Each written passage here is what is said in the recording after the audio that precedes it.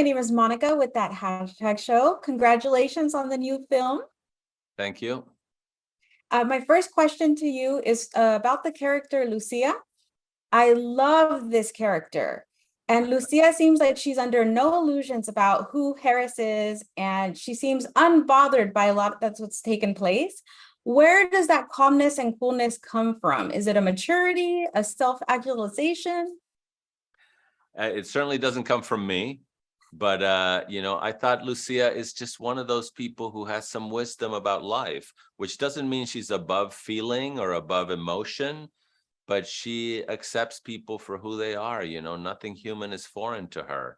And she's funny, she's droll, but she's also, accepts people for who they are. And I think that Maribel played that beautifully. Absolutely, she was wonderful. And then also, for not having been on screen, you managed to give Harris a huge personality.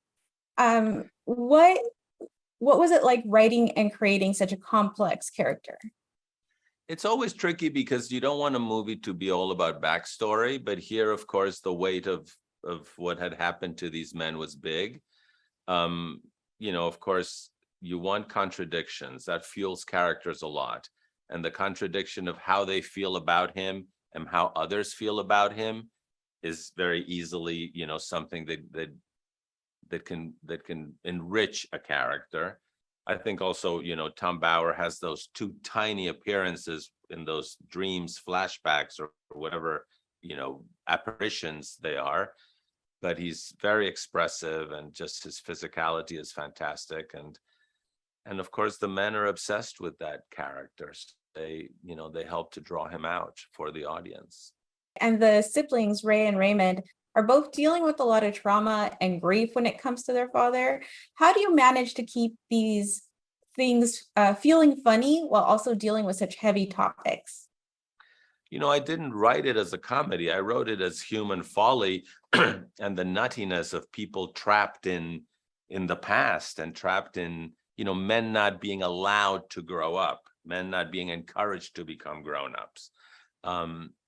So the situations were, I thought, crazy, eccentric, unusual, but the actual laughs, I think, were brought on by the performances, by the tone that the actors brought to those exchanges.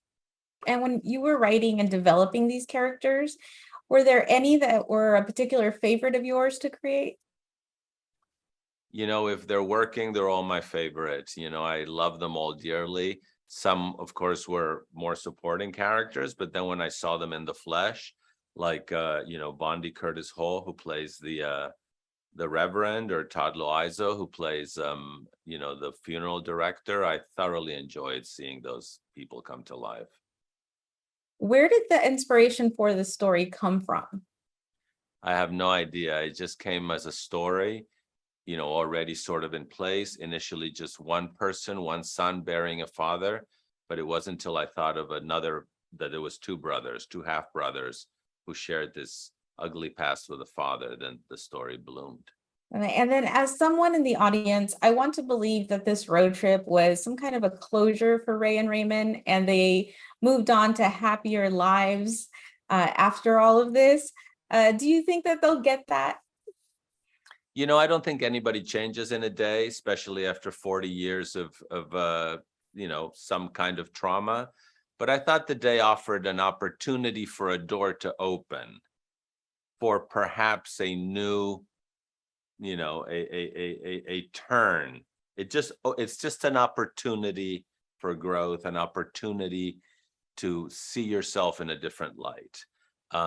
Again, life cannot improve in a day dramatically, but I hope it gives these men the opportunity, the chance to finally grow up a little more. Absolutely. Well, thank you so much for your time. Thank I really you. appreciate you talking with us today.